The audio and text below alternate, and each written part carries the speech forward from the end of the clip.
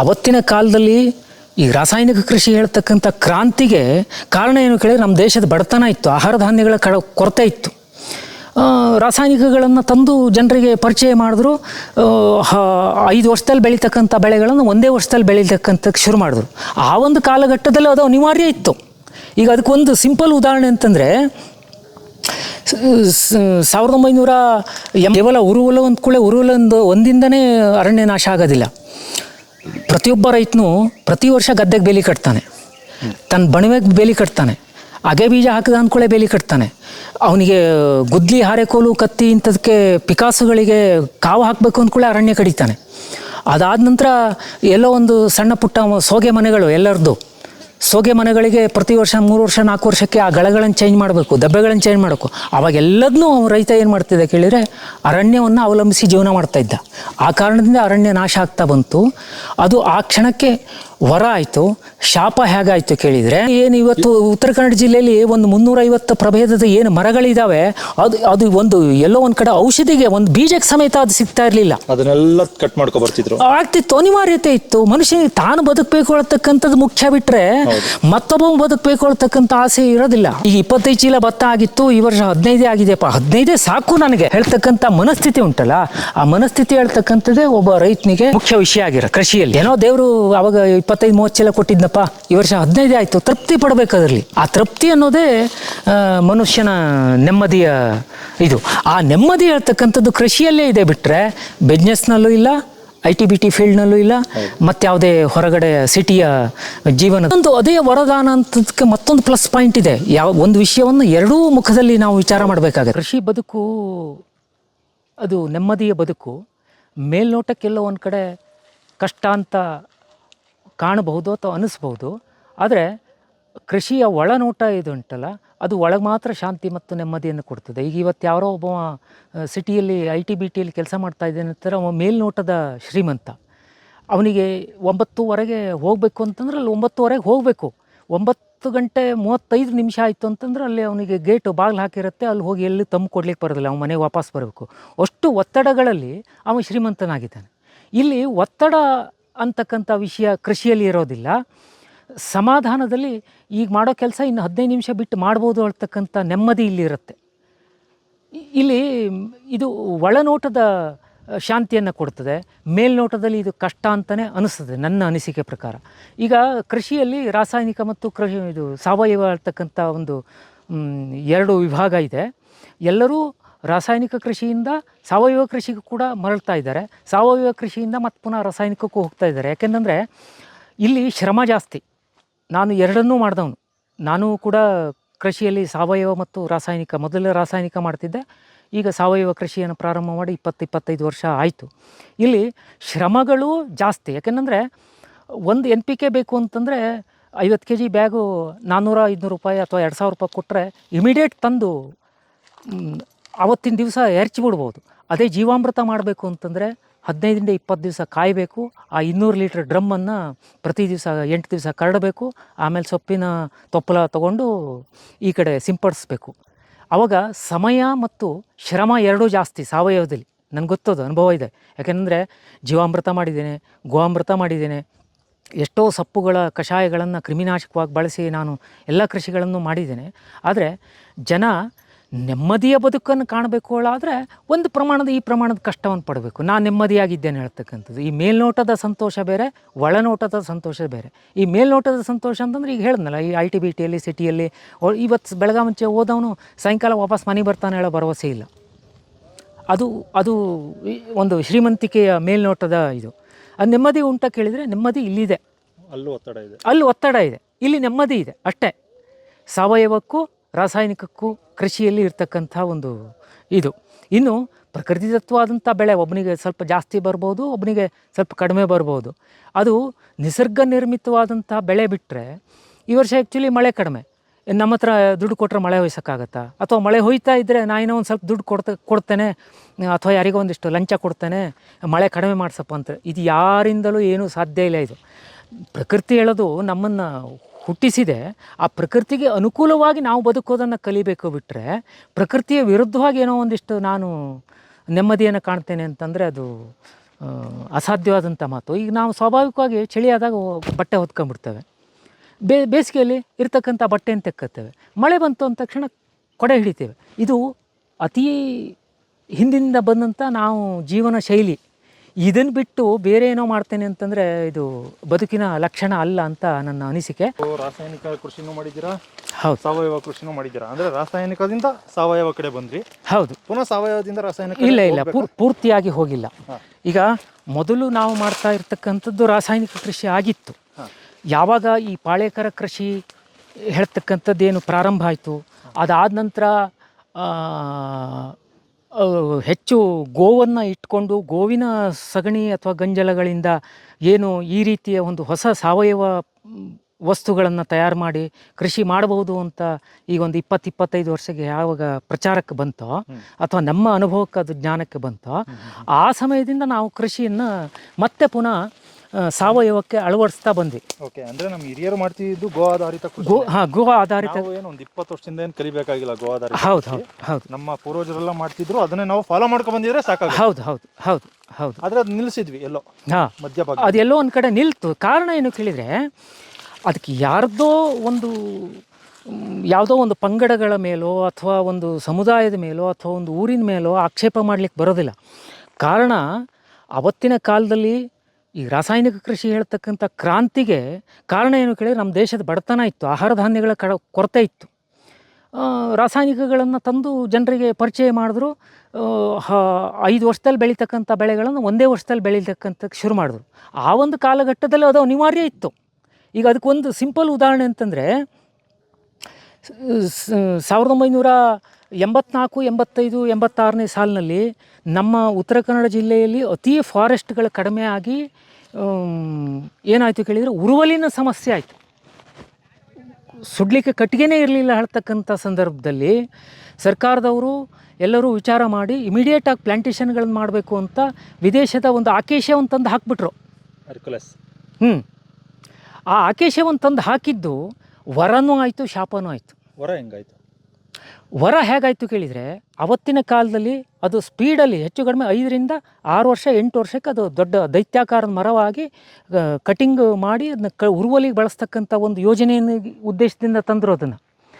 ಆದರೆ ಅದು ಆ ಕ್ಷಣದ ವರ ಅದು. ಆದರೆ ಅದೇ ಸಮಯದಲ್ಲಿ ಏನಾಗಿತ್ತು ಕೇಳಿದರೆ, ನಮ್ಮ ಉತ್ತರ ಕನ್ನಡದಲ್ಲಿ ಅತ್ಯಂತ ಫಾರೆಸ್ಟ್ ವಿನಾಶ ಆಗಿ ಜನರ ಬಳಕೆಗೆ ಈ ಕೇವಲ ಉರುವಲು ಅಂದ್ಕೂಳೆ ಒಂದಿಂದನೇ ಅರಣ್ಯ ನಾಶ ಆಗೋದಿಲ್ಲ. ಪ್ರತಿಯೊಬ್ಬ ರೈತನೂ ಪ್ರತಿ ವರ್ಷ ಗದ್ದೆಗೆ ಬೇಲಿ ಕಟ್ತಾನೆ, ತನ್ನ ಬಣವೆಗೆ ಬೇಲಿ ಕಟ್ತಾನೆ, ಅಗೆ ಬೀಜ ಹಾಕಿದ ಅಂದ್ಕೂಳೆ ಬೇಲಿ ಕಟ್ತಾನೆ. ಅವನಿಗೆ ಗುದ್ಲಿ, ಹಾರೆಕೋಲು, ಕತ್ತಿ ಇಂಥದಕ್ಕೆ ಪಿಕಾಸುಗಳಿಗೆ ಕಾವು ಹಾಕಬೇಕು ಅಂದ್ಕೂಳೆ ಅರಣ್ಯ ಕಡಿತಾನೆ. ಅದಾದ ನಂತರ ಎಲ್ಲೋ ಒಂದು ಸಣ್ಣ ಪುಟ್ಟ ಸೋಗೆ ಮನೆಗಳು, ಎಲ್ಲರದ್ದು ಸೋಗೆ ಮನೆಗಳಿಗೆ ಪ್ರತಿ ವರ್ಷ 3 ವರ್ಷ 4 ವರ್ಷಕ್ಕೆ ಆ ಗಳಗಳನ್ನು ಚೇಂಜ್ ಮಾಡಬೇಕು, ದಬ್ಬೆಗಳನ್ನು ಚೇಂಜ್ ಮಾಡಬೇಕು. ಅವಾಗೆಲ್ಲದನ್ನೂ ರೈತ ಏನು ಮಾಡ್ತಿದ್ದ ಕೇಳಿದರೆ ಅರಣ್ಯವನ್ನು ಅವಲಂಬಿಸಿ ಜೀವನ ಮಾಡ್ತಾಯಿದ್ದ. ಆ ಕಾರಣದಿಂದ ಅರಣ್ಯ ನಾಶ ಆಗ್ತಾ ಬಂತು. ಅದು ಆ ಕ್ಷಣಕ್ಕೆ ವರ ಆಯಿತು. ಶಾಪ ಹೇಗಾಯಿತು ಕೇಳಿದರೆ, ಅಕೇಶ ಮರದ ಬುಡದಲ್ಲಿ ಇಲ್ಲಿ ಇವರು ಕಾಂಗ್ರೆಸ್ ಗಿಡ ಅಂತ ಹೇಳ್ತಾರೆ, ಆಯಿತಾ? ಇದು ಕೂಡ ಬರ್ತಾ ಇರಲಿಲ್ವಾ? ಇದಲ್ಲ, ನಾವು ನೆಟ್ಟಿ ಗಿಡ ಇರಲಿ, ಮತ್ತೊಂದು ಉಂಟಲ್ಲ, ಅದು ಯಾವುದು, ಇದು ಈ ರೀತಿ, ಇದು ಪಾರ್ಥೇನಿಯಮ್ ಏನೋ ಹೇಳ್ತಾರಲ್ಲ, ಇದೇ ಪಾರ್ಥೇನಿಯಮ್. ಇದು ಪಾರ್ಥೇನಿಯಮ್ ತಾನೇ? ಇದು ಪಾರ್ಥೇನಿಯಮ್. ಇದು ನಾವು ಕಾಂಗ್ರೆಸ್ ಗಿಡ ಅಂತೇವೆ ನಮ್ಮ ಏರಿಯಾದಲ್ಲಿ. ಲಂಡನ್ ಗಿಡ ಅಂತ ಹೇಳ್ತೇವೆ, ಕಾಂಗ್ರೆಸ್ ಅಂತ ಹೇಳ್ತೇವೆ. ಇದನ್ನ ಎರಡು ಅಂತೀವಿ ನಾವು, ಕಾಂಗ್ರೆಸ್ ಅಂತೀವಿ, ಪಾರ್ಥೇನಿಯಮ್ ಅಂತೀವಿ. ಇದನ್ನ ಬೇರೆ ಏನೋ ಅಂತೀವಿ. ಈ ಜಾತಿ ಗಿಡಗಳು ಸಮೇತ ಆಕೇಶ ಗಿಡದ ಬುಡಕ್ಕೆ ಹುಟ್ಟೋದಿಲ್ಲ. ಕಾರಣ ಏನು ಕೇಳಿದರೆ, ಆಕೇಶದಲ್ಲಿ ಉದುರಿಸ್ತಕ್ಕಂಥ ಎಲೆಗಳು ಎರೆಹುಳುಗಳು ತಿನ್ನೋದೇ ಇಲ್ಲ, ಲಡ್ಡೆ ಆಗೋದಿಲ್ಲ, ಅದು ಭೂಮಿಯಲ್ಲಿ ಡಿಕಂಪೋಸೇ ಆಗೋದಿಲ್ಲ. ಅಂಥ ಸಂದರ್ಭದಲ್ಲಿ ಏನಾಯಿತು ಕೇಳಿದರೆ, ಎಷ್ಟೋ ಬಾಕಿ ಇರ್ತಕ್ಕಂಥ ಕೆಲವೊಂದಿಷ್ಟು ಬೀಜಗಳು ಅವರು ಮಡಿಲಲ್ಲಿ ಹೋಗಿ ಬಿದ್ದಾಗ ಅದು ಹುಟ್ಟತಕ್ಕಂಥ ಒಂದು ಇದನ್ನು ಕಳ್ಕೊಂಡು, ಗುಣಗಳನ್ನು ಕಳ್ಕೊಂಡು, ಹುಲ್ಲು ಸಮೇತ ಹುಟ್ಟೋದಿಲ್ಲ. ಮೇವಿಗೆ ತೊಂದರೆ ಆಯಿತು. ದನಕರುಗಳನ್ನು ಏನು ಬಿಟ್ಟು ಬೇಯಿಸ್ತಿದ್ವೋ ಗೋಮಾಳದಲ್ಲೆಲ್ಲ, ಅಲ್ಲಿ ಪ್ರಾಬ್ಲಮ್ ಆಯಿತು. ಹೊರಗಡೆ ಮೇವೇ ಇಲ್ಲ ಅಂದ ತಕ್ಷಣ ದನಕರುಗಳನ್ನು ಸಾಕೋದು ಹೇಗೆ ಹೇಳೋ ಪರಿಸ್ಥಿತಿ ಬಂತು. ಯಾಕೆಂದರೆ 1 ಎಕರೆ ಗದ್ದೆ ಮಾಡ್ತಕ್ಕಂಥ ಒಬ್ಬ ಮನುಷ್ಯ, ಅವನಿಗೆ ಒಂದು 200-300 ಸೂಡುಗಳು ಅಂದರೆ ಹೊರೆಗಳು ಹುಲ್ಲು ಸಿಗ್ತದೆ ಅಂದರೆ ಆ ಹುಲ್ಲಿಂದ ಅವನಿಗೆ ಸಾಕೋಕ್ಕಾಗಲ್ಲ. ಆವಾಗ ಗೋ ಸಂರಕ್ಷಣೆಯನ್ನು ಅವನು ಬಿಡ್ತಾ ಬಂದ. ಓಕೆ.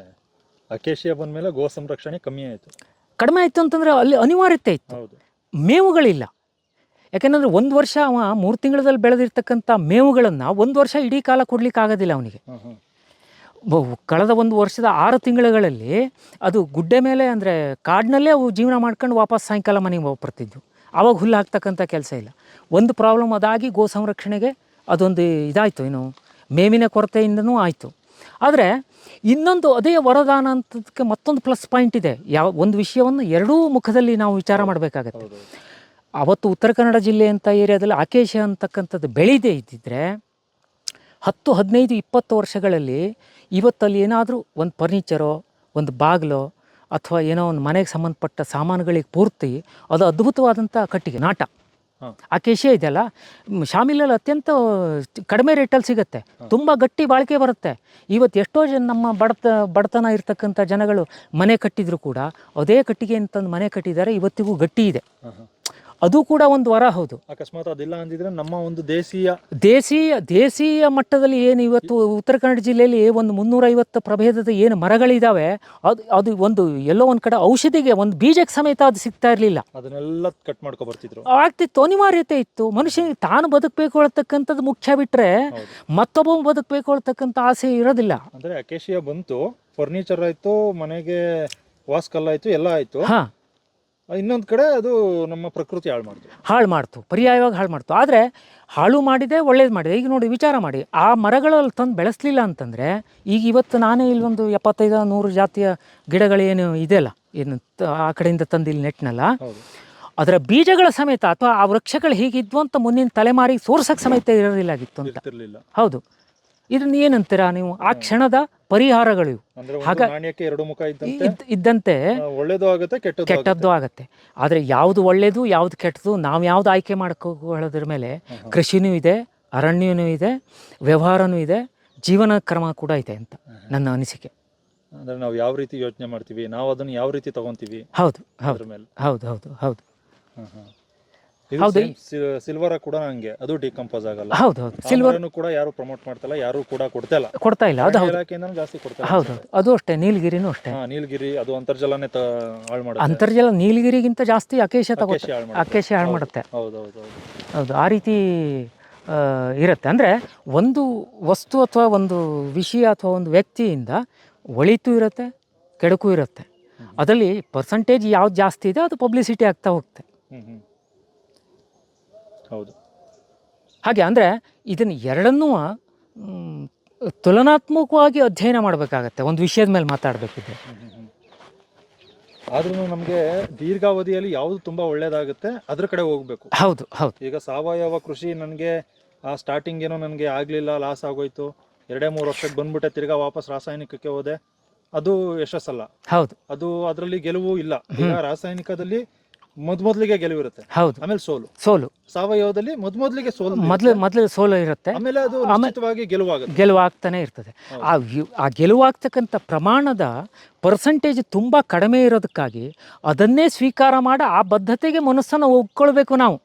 ಈಗ 25 ಚೀಲ ಭತ್ತ ಆಗಿತ್ತು, ಈ ವರ್ಷ 15 ಆಗಿದೆಯಪ್ಪ, 15 ಸಾಕು ನನಗೆ ಹೇಳ್ತಕ್ಕಂಥ ಮನಸ್ಥಿತಿ ಉಂಟಲ್ಲ, ಆ ಮನಸ್ಥಿತಿ ಹೇಳ್ತಕ್ಕಂಥದ್ದೇ ಒಬ್ಬ ರೈತನಿಗೆ ಮೇನ್ ಮುಖ್ಯ ವಿಷಯ ಆಗಿರುತ್ತೆ ಕೃಷಿಯಲ್ಲಿ.